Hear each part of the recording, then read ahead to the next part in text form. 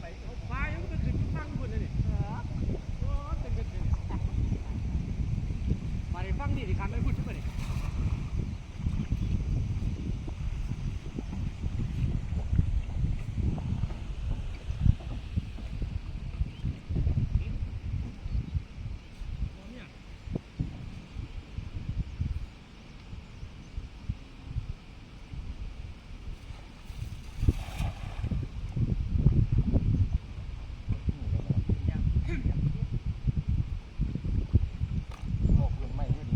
ว่าซีมือแล้วนี่ยำดีไปแล้วเราเป็นลูกโป่ง